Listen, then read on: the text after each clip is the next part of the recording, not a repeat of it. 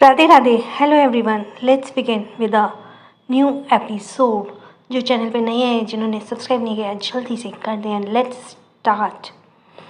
तो यहाँ पे आखिरकार किसी की हिम्मत नहीं होती कि अधिराज जी से बात करने की पूजा पे जो है दादा और दादी बैठेंगे और पंडित जी जो है नामकरण शुरू कर देते हैं। और वहीं माही जो है बिग स्माइल के साथ कहती है, सच सच बता, क्या तूने धांसू नाम सोचा है? और जो है निया जो है वो नाम नहीं बता रही थी और सबको हंसी भी आ रही थी। सब उसे घूर कर देख रहे थे। तुम्हें बड़ी हंसी आ रही है जब तुम दोनों नाम सुनोगे। आयशा और निया से कहती है कि तुम भी सोचती रह जाओगी। अब आगे तभी पंडित जी ने कहा, बच्चे की बुआ आकर बच्चे के कान में उसका नाम पुकारे। दादी ने कहा, आओ निया, बच्चे के कान में कोई अच्छा सा नाम बोलो। निया आई, पहले ही बेबी का अच्छा सा नाम सोच रखा था। निया खड़ी हुई और बच्चे के कान की तरफ हल्का सा झुकते उसने धीरे से कहा, अव्यान सिंह रजावत। ये नाम सुनकर सभी के चेहरे पे स्माइल आ गई। आदित्य ने यह नाम नहीं सुना था तो उसने पूछा, क्या नाम रखा है मेरे बेटे का? तो निया ने तेज आवाज में कहा, भाई अच्छा सा ही नाम रखा है, अव्यान सिंह रजावत। यह सुनकर आदित्य ने एक चैन की सांस लेते हुए कहा, अच्छा है, वरना तो मैं सोच रहा था कि पता नहीं कौन सा फनी सा नाम रखेगी तो मेरे बेटे का। आदित्य की बात सुनकर निया ने मुंह बनाते हुए कहा, पता नहीं कोई मुझ पर भरोसा क्यों नहीं करता है। अदिति ने भी धीरे से कहा, अभियान सिंह रजावत। बोलते हुए अदिति ने आदित्य की तरफ देखा। आदित्य अदिति की तरफ ही देख रहा था, जैसे मुस्कुरा कर कह रहा हो कि हमारे बेटे का नाम बहुत ही प्यारा है। अदिति ने भी अपनी पलकें झपकते हुए जैसे इशारे से कहा, हाँ मुझे भी ये नाम बहुत पसंद है। वहीं माही ने भी मुस्कुराते हुए कहा, वाकई में निया ने बहुत प्यारा नाम रखा है, पर जैसे ही इसकी नज़र रणवीर की नसों से मिली तो काफ़ी देर से उसे ही देख रहा था, तो जल्दी से मुंह बनाकर अपनी नज़रें फेर ली। रणवीर ने मन ही मन कहा, मिलो तुम अकेले में फिर बताता हूँ। तो मैं वहीं आलिया का रिएक्शन भी कुछ ऐसा ही था। जब इसकी नज़र राजवीर से मिली तो थोड़ी ही दूरी पर सोफे पर बैठा हुआ उसी की तरफ देख रहा था। राजवीर को अपनी तरफ देखते देख आलिया ने जल्दी से अपनी नज़र नीचे झुका ली। आलिया की यह हालत देखकर राजवीर के फेस पर एक छोटी सी स्माइल आ गई। कहीं ना कहीं राजवीर को आलिया का यूं शर्माना या घबराना अच्छा लगने लगा था। दादी ने पंडित जी को ढेर सारी दक्षिणा दी, जैसा कि पंडित जी को हमेशा से उम्मीद थी कि अगर रजावत खानदान परिवार से बुलावा आया है तो जरूर उन्हें उसकी उम्मीद से कहीं ज़्यादा दक्षिणा मिलेगी। पंडित जी भी खुश होकर सभी को आशीर्वाद देकर वहाँ से चले गए। दादी जी ने सबसे कहा, चलो अब सभी लोग लंच कर लो। कभी नन्हा सा अव्यान रोने लगे। सुगंधा ने अदिति से कहा, अदिति तुम अव्यान को लेकर अपने रूम में चली जाओ, मैं तुम्हारा लंच वहीं भिजवा दूंगी, शायद बेबी भी भूखा होगा।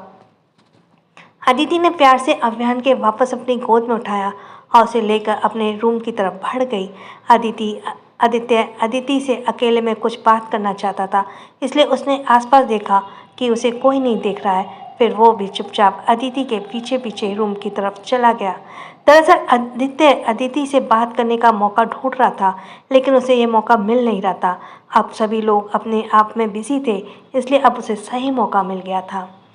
अदिति अपने बेबी को लिए रूम में गई और प्यार से उसके माथे को चूमते हुए बोली, अव्यान अब तुम्हें कितना प्यारा सा नाम मिला है। तभी आदित्य ने अंदर आते हुए कहा, सच कहा अदिति, वाकई में हमारे बेटे का नाम बहुत ही प्यारा है, अव्यान सिंह रजावत। अदिति ने आदित्य का आवाज़ सुनकर पलटकर पीछे दरवाजे की तरफ देखा, जहाँ से आदित्य मुस्कुराते हुए उसकी तरफ ही आ रहा था। आदित्य अदिति के सामने आकर खड़ा हो गया और प्यार से अपने बेटे को देखने लगा, जो अभी भी रो रहा था। आदित्य ने थोड़ा परेशान होते कहा, ये रो क्यों रहा है? तो अदिति ने कहा, वो ये भूखा है ना इसीलिए। तो आदित्य ने कहा, तो फिर इसे फीड कराओ ना, ये कितना रो रहा है और तुम अभी भी इसे ऐसे ही लेकर खड़ी हो। यह बात सुनकर अदिति ने शर्माते हुए अपनी नज़र नीचे कर ली और कहा, बस वही कराने वाली थी। आदित्य ने कहा, पहले इसे फीड कराओ, फिर मुझे तुमसे कुछ बातें करनी है और सामने अपने नन्हे अभियान से भी। अब अदिति बेचारी नज़रों से आदित्य को देख रही थी, पर आदित्य ने अपनी ही धुन में भूले जा रहा था। अब अदिति को समझ नहीं आया कि वो आदित्य के कैसे कहे कि वो बाहर जाए, क्योंकि जब तक वह बाहर नहीं जाएगा अदिति अपने बेबी को फीड कैसे कराएगी। पर अदिति से बात करने से एक्साइटमेंट में आदित्य भूल ही गया कि अदिति उसके सामने कैसे फीड कराए। आखिरकार अदिति ने हार कर कहा, वो आप अगर बाहर जाएंगे तभी तो मैं। कहते कहते अदिति रुक गई। आदित्य ने कुछ कहना चाहा, तभी अदिति के फेस के एक्सप्रेशन देखकर वो समझ गया। उसने अपना चेहरा दूसरी तरफ करते हुए मन ही मन कहा, ओ गॉड आदित्य, कितने स्टूपिड हो तुम, वह तुम्हारे सामने कैसे फीड करवाएगी। फिर गहरी सांस लेते हुए कहा, मैं अभी थोड़ी देर में आता हूँ। ठीक है, वो मुझे कुछ काम याद आ गया, कहकर आदित्य जल्दी से रूम से बाहर निकल गया। आदित्य के जाते ही अदिति ने अब चैन की सांस ली, क्योंकि उसके लिए सिचुएशन बहुत ही ऑकवर्ड हो गई थी।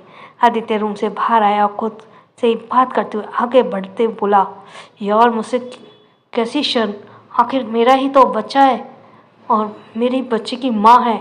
फिर खुद को ही समझाते हुए बोला, अरे उसका शर्माना भी लाजमी है ना, वो और लड़कियाँ की तरह नहीं है यार। आदित्य तू आज तक जैसी लड़कियों से मिला है ना, अदिति उनसे बिल्कुल अलग है, वह बहुत शर्मीली है।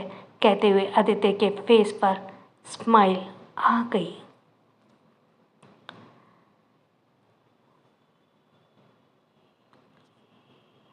आदित्य खुद से बात करते हुए आगे बढ़ रहा था। उसके सामने वाले शख्स को भी नहीं देखा, वो उससे टकराता उससे पहले ही सामने खड़े राजवीर ने कहा, क्या तुझ में शादी करने तक का सब्र नहीं है क्या? मैं तब से नोटिस कर रहा था, तू अदिति के रूम में जाने की फिराक में था। आदित्य ने राजवीर की तरफ हैरानी से देखा और नासमझ बनते हुए कहा, कौन? मैं नहीं, बिल्कुल नहीं। राजवीर ने एक तिरछी स्माइल के साथ कहा, बेटा आदित्य, जितना तू खुद को नहीं जानता होगा ना, उससे कहीं ज़्यादा मैं तुझे जानता हूँ। सही बता, ऐसी कौन सी बात करने गया था? तो आदित्य ने भी एटीट्यूड से कहा, वो मेरा और अदिति का पर्सनल मामला है, वैसे मुझे तुझसे ज़रूरी बात करनी है, चल मेरे साथ। राजवीर ने कहा, कहाँ चलूँ? तो आदित्य ने कहा, तेरी खबर लेनी है मुझे। कहकर आदित्य अपनी उसकी बाहों पकड़कर लगभग उसे खींचते हुए अपने साथ ले गया। माही अदिति के रूम में बैठे हुए ही खाना खा रही थी। दरअसल माही ने अपना साथ साथ अदिति का खाना भी वहीं अदिति के रूम में ही मंगवा लिया था। वो खाना खाते हुए अदिति से ढेर सारी बातें भी की जा रही थी। नन्हा अव्यान इस वक्त पालने में लेटा हुआ था और सो रहा था। माही ने खाना खाते हुए ही कहा, पता है अदिति, अभी 2 दिन बाद हम सभी लोग शॉपिंग के लिए जाएंगे, तुम भी हमारे साथ चलना। अदिति ने कहा, मैं क्या करूँगी जाकर, तुम लोग ही चले जाना। तो माही ने कहा, ऐसे कैसे नहीं जाओगी, तुम्हारी भी तो शादी है और हम दोनों अपनी शादी का लहंगा एक साथ पसंद करेंगे। तो अदिति ने कहा, शादी का लहंगा? माही ने भी, तुम भी पसंद करके ले आना। माही को अदिति थोड़ी सी उदासी नजर आई तो माही ने पूछा, क्या हुआ, तुम शादी के नाम से ऐसे उदास क्यों हो जाती हो, क्या तुम ये शादी नहीं करना चाहती? तो अदिति ने जबरदस्ती की मुस्कुराहट के साथ कहा, नहीं माई, ऐसी बात नहीं है। दरअसल पता नहीं क्यों मुझे अब शादी के नाम से डर लगने लगा है, क्योंकि पहले भी सब। तभी माही ने उसे टटोलते हुए कहा, अदिति तुम्हें पता है दादी क्या कहती है, जो पास्ट में हो चुका उसे भूलकर आगे बढ़ना ही जिंदगी होती है। और अभी तो तुम्हारे सामने पूरी ज़िंदगी पड़ी है, ऐसे तुम मगर अपने अतीत को याद करती रहोगी और उदास होती रहोगी तो कैसे काम चलेगा? अदिति ने कहा, माई तुम हो छोटी सी पर बातें बहुत बड़ी बड़ी करती हो। तो माई ने भी एटीट्यूड से कहा, क्योंकि मैं पैदा हुई थी इंटेलिजेंट। तभी उन दोनों के कानों में रणवीर की आवाज़ आई, इंटेलिजेंट बच्ची, जरा मेरे साथ आओ, मुझे तुमसे बात करनी है। दोनों की नज़र एकदम अदिति के रूम के डोर की तरफ गई, जहाँ पर रणवीर अपने दोनों हाथ बांधे डोर से टेक लगाए खड़ा हुआ था। रणवीर को देखकर जहाँ अदिति के फेस पर स्माइल आ गई, वहीं माही अपनी भौं सिकड़े हुए उसे से गुस्से से देखने लगी। तो रणवीर ने उसे चिढ़ाते हुए कहा, क्या ऐसे क्या देख रही हो, क्या खाने से पेट नहीं भरा जो मुझे खाने का इरादा है? रणवीर की आदत थी माही को ऐसे चिढ़ाने की। तभी अदिति ने हंसते हुए कहा, रणवीर वहाँ क्यों खड़े हो, अंदर आकर बैठो। तो रणवीर ने अंदर आते हुए कहा, मुझे इंटेलिजेंट बच्ची से कुछ काम था, अगर इसका खाना हो गया तो चुपचाप मेरे साथ चले। माही ने अपना चेहरा दूसरी तरफ फिरते हुए कहा, मुझे इस वक्त बहुत सारे इंपॉर्टेंट काम करने हैं, तो मेरे पास फालतू वक्त नहीं है किसी से बात करने के लिए। माही का खाना तो वैसे भी हो गया था। रणवीर ने उसके पास आते हुए कहा, मुझे बात करना तुम्हारे लिए फालतू वक्त है। तो माही ने एक बार फिर रणवीर की तरफ देखा और कहा, सबसे ज़्यादा फालतू कम मेरा तुमसे बात करनी है, समझे? अब जाओ यहाँ से, मुझे अदिति से बहुत सारी बातें करनी है। रणवीर ने अब उसकी बाँह पकड़ उसे खड़ा करते हुए, अदिति क्या तुम्हें इससे कोई बात करनी है? तो अदिति ने मुस्कुराते हुए अपना सर ना में हिला कर कहा, नहीं मुझे कोई बात नहीं करनी, तुम ले जाओ माही को अपने साथ, क्योंकि मैं तुम दोनों के बीच में नहीं आना चाहती। अदिति को अक्सर उन दोनों के ऐसी नोक झोंक पर बड़ी हंसी आती थी। माही ने अदिति को घूर कर जैसे इशारा किया कि बोल दो, तुम्हें जरूरी बात करनी है, पर अदिति ने भी अपने कंधे उचकाते हुए कहा, मैं इस मामले में नहीं पड़ सकती हूँ। रणवीर ने अब मुस्कुराते हुए माही की तरफ देखा और कहा, चलें इम्पोर्टेंट पर्सन, तुमसे जरूरी बात करनी है, कहकर रणवीर उसे लगभग खींचते हुए अपने साथ ले गया। अदिति ने हंसते हुए अपना सर हिलाया और कहा, कितनी क्यूट जोड़ी है इन दोनों की, लड़ते ऐसे हैं जैसे टॉम एंड जेरी।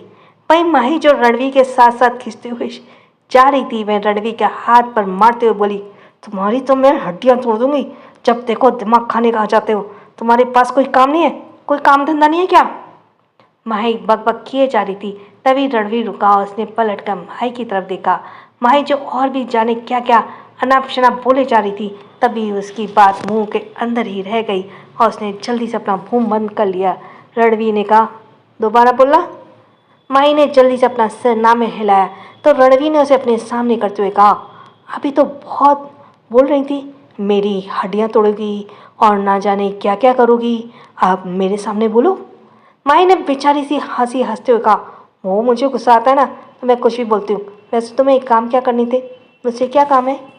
अब माही किसी और के सामने तो शेर बन सकती थी, लेकिन अकेले रणवीर के सामने उसकी एक नहीं चलती थी, इसलिए उसने भी रणवीर से अब कुछ नहीं कहा और ना कहना ही सही समझा। रणवीर माही को लेकर अब कॉरिडोर में आया, जहाँ पर इस वक्त कोई भी मौजूद नहीं था।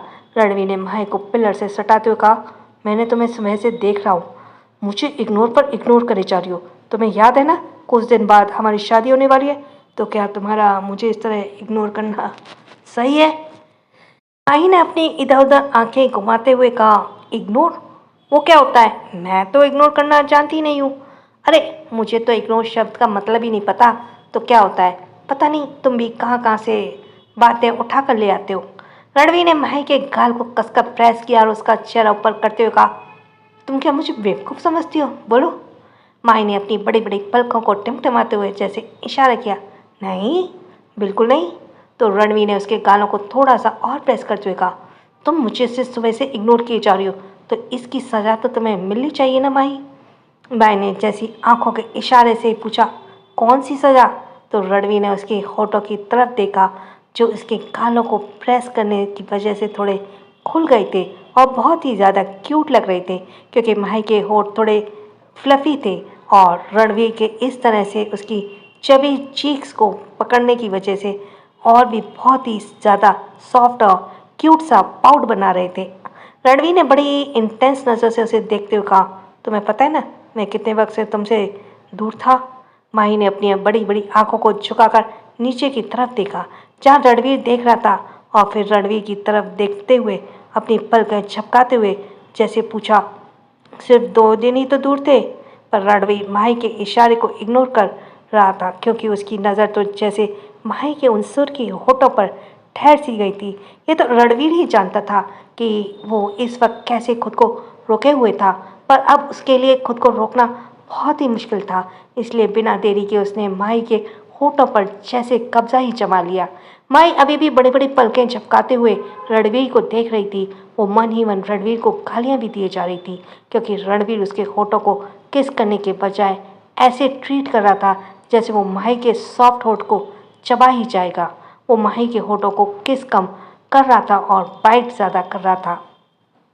माही ने अब खुद के अपने होठों को कसकर भींच लिया, तो रणवीर ने माही के कमर से हाथ रख उसे अपने बहुत करीब किया और अपनी टंग से माही के होठों को खोलने की कोशिश की, पर मजाल है वो माही को जरा सा भी अपने होठों को खोला हो।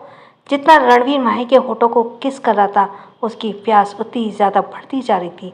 माही को जिद करते देखकर रणवीर ने अब उसके होठों पर थोड़ी जोर से बाइट किया।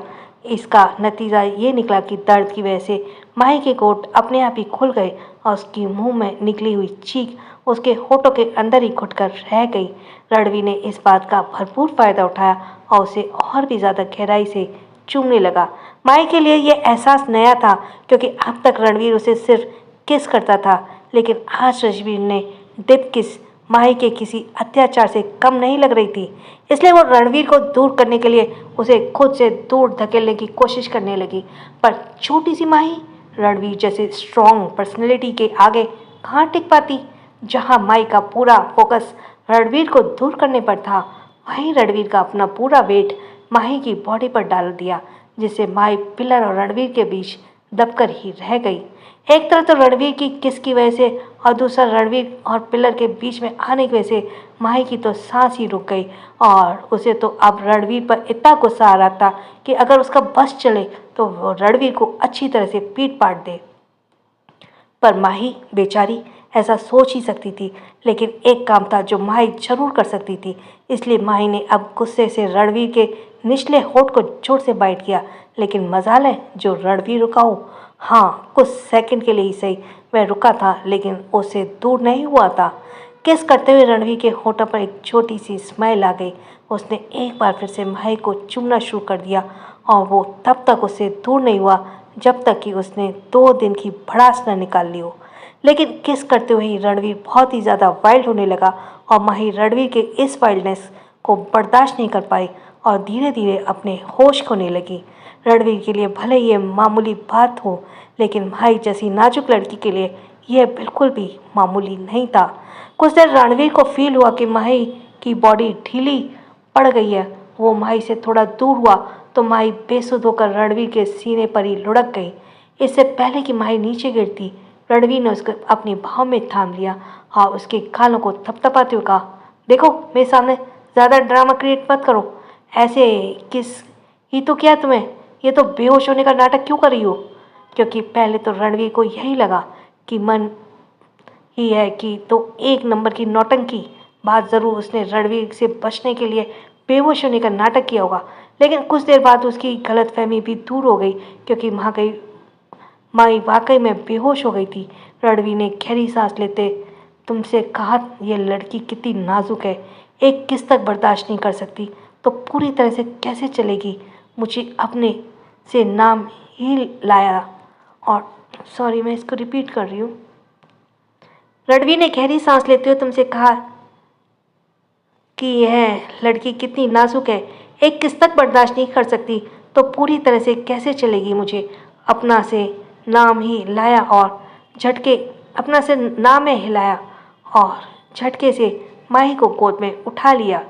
रणवीर माही को लिए गोद में लिए हुए ही उसके रूम की तरफ बढ़ गया। तो ये गनीमत थी कि सभी लोग इस वक्त अपने अपने रूम में थे, वरना अगर किसी को भी रणवीर की इस तरह की माही को ले जाते देखता तो रणवीर को पता नहीं किस किस को क्या क्या जवाब देना पड़ता। फिर माही को लेकर उसके रूम में आया और उसने अंदर से ही डोर बंद कर दिया। फिर आहिस्ता से बेड पर लेटाया। माही अभी भी बेहोश थी। रणवीर ने साइड में रखी हुई जग से पानी लिया और माही के फेस पर छिड़कने लगा। कुछ देर में माही को होश आया। जब माही ने रणवीर के अपने पास खड़े हुए देखा तो गुस्से से अपना चेहरा दूसरी तरफ फेर लिया। रणवीर उसके बगल में ही बैठा और उसके चेहरा अपने सामने करते हुए कहा, इसमें इतना गुस्सा होने वाली क्या बात है? माही ने वापस अपनी नज़रें दूसरी तरफ फेरते हुए कहा, नहीं, तुम्हें तो शाबाशी देनी चाहिए, बल्कि तुम्हें तो ट्रॉफी देनी चाहिए ना कि किसी को किस करते हुए उसकी जान कैसे ली जाती है। ये ट्रिक सिर्फ रणवीर सिंह रजावत को आती है। यह सुनकर रणवीर ने हैरानी से कहा, मैं तुम्हें पहली बार तो किस नहीं कर रहा था ना? वापस माही के गाल को पकड़ते हुए अपनी तरफ करते हुए कहा, ये तो सिर्फ किस थी, शादी के बाद तो पता नहीं क्या क्या होगा हमारे बीच, वो सब कैसे झेलोगी तुम? माही अब एकदम से खड़ी हुई रणवीर के सीने पर छोटे छोटे हाथों से मुक्के बरसाते हुए रोने लगी। मैं तुम्हें खुद को छूने नहीं दूंगी, तुम बुरे वाले डेविल हो, मैं तुम्हें नहीं रोकूं तो तुम मुझे खा ही जाओगे। रणवीर ने माही की बात पर कुछ भी रिएक्ट नहीं किया।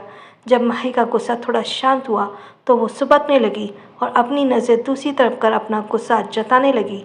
रणवीर ने कहा, हो गया तुम्हारा? तो माही ने सिसकते हुए कहा, हाँ हो गया, अब जाओ यहाँ से। तो रणवीर ने अपनी एक उंगली से माही के चेहरे को वापस अपने सामने करते हुए कहा, तुम मुझे अब रोक पाती हो और ना ही तब रोक पाओगी माही।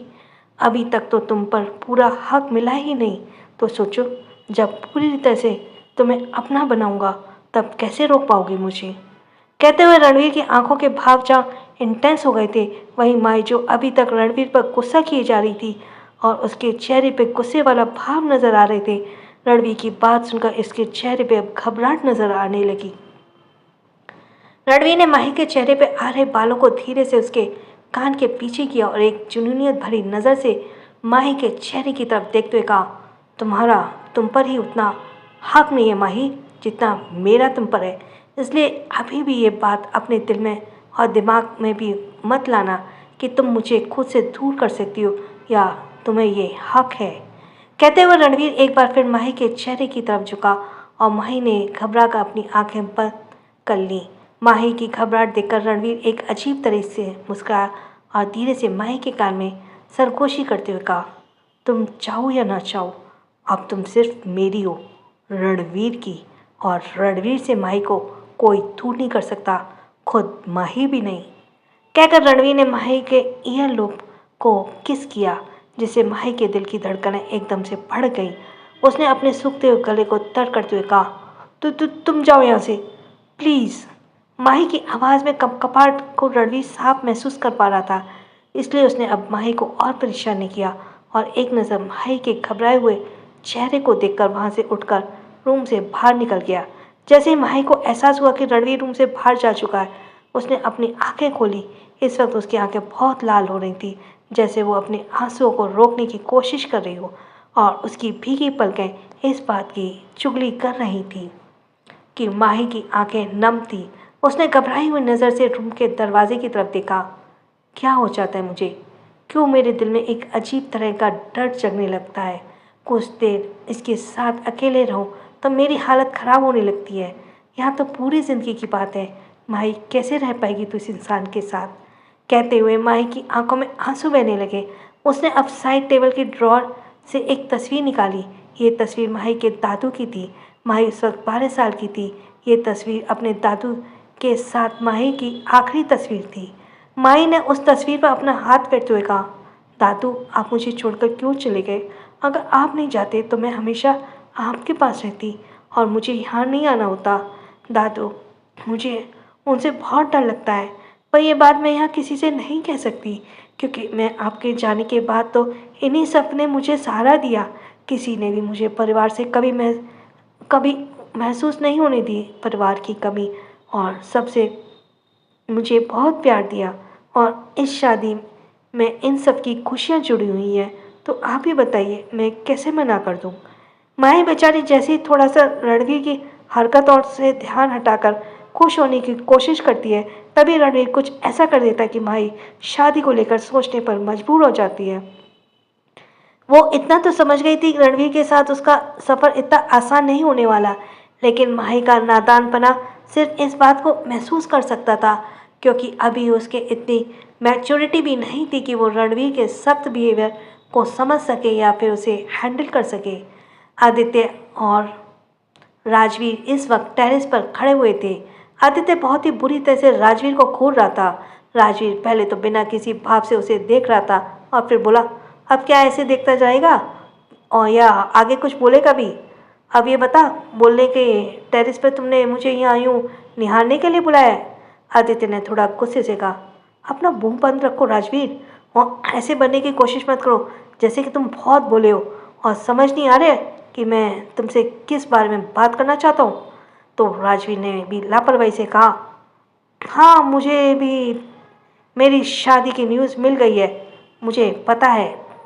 हाँ तुझे भी मेरी शादी की न्यूज़ मिल गई है, मुझे पता है। आदित्य की बड़ी हैरानी हुई कि राजवीर इस बात को इतना लाइटली कैसे ले सकता है। वो भी जाकर वहीं राजवीर के पास बैठ गया और कहा, क्या तूने बेचारी बच्ची के बारे में एक बार भी नहीं सोचा कि उसके दिमाग पर क्या असर पड़ेगा इन सब चीज़ों का?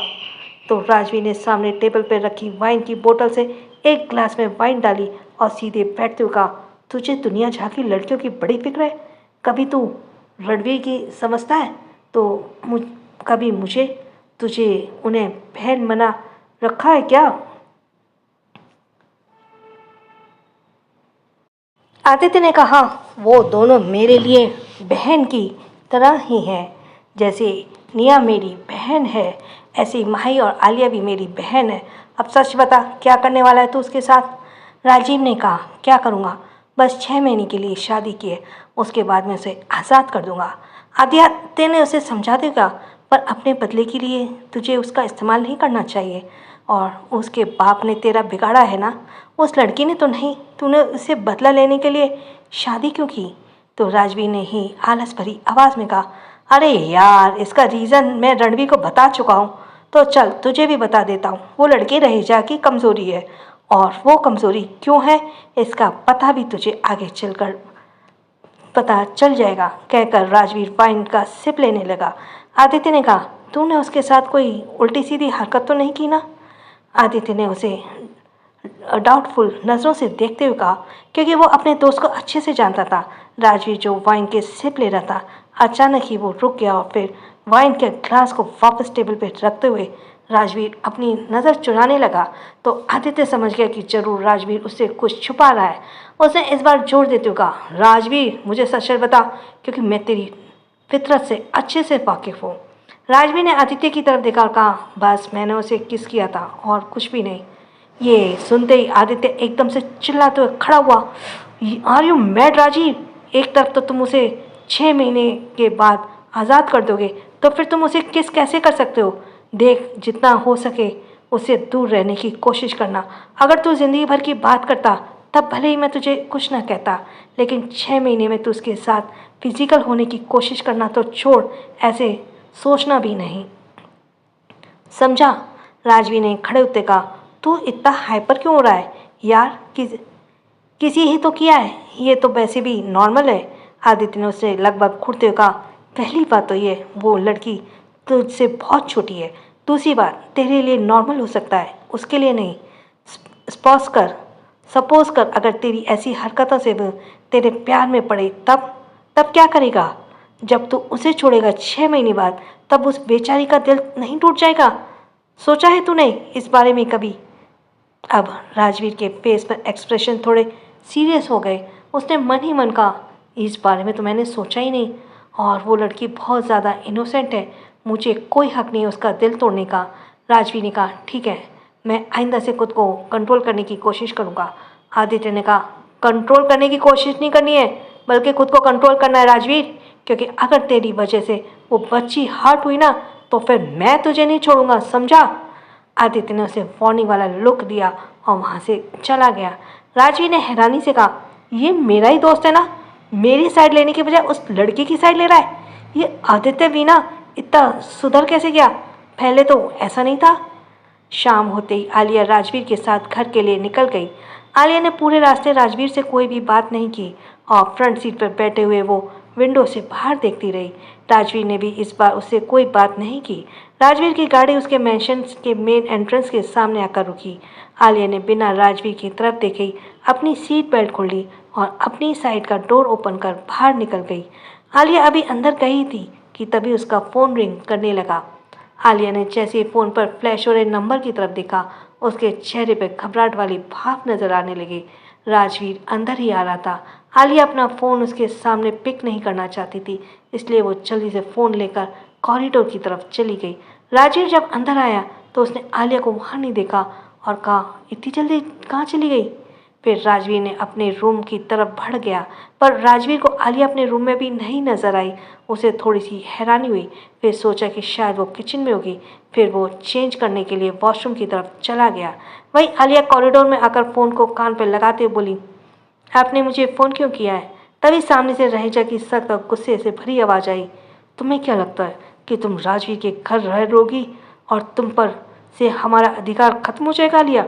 आलिया ने घबराते हुए कहा, ऐसी कोई बात नहीं डैड, मैं बस आपको फ़ोन करने ही वाली थी।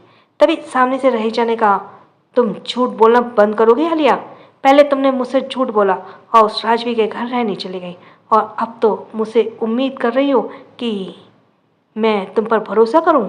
आलिया ने कहा, नहीं, ऐसी कोई बात नहीं है, और मुझे तो समझ ही नहीं आ रहा है कि राजवीर और आपके बीच की क्या प्रॉब्लम है। मैं तो यहाँ से जॉब करने ही आई थी। तो सामने से रहीजा ने सरकास्टिक वे में कहा, हाँ, तुम यहाँ जॉब करने आई थी, पर उसे शादी करके बैठ गई। आलिया ने अपनी सफाई देते हुए कहा, वो सब मेरी मर्जी से नहीं हुआ है। तो रहीजा ने कहा, अब मैं और कुछ नहीं सुनने वाला। 2 दिन बाद विशाल तुम्हें लेने आएगा, मुंबई आ रहा है, तो चुपचाप उसके साथ वापस लौट आओ। इसके साथ ही थैंक्स फॉर लिसनिंग। छोटों को प्यार, बड़ों को सम्मान। राधे राधे।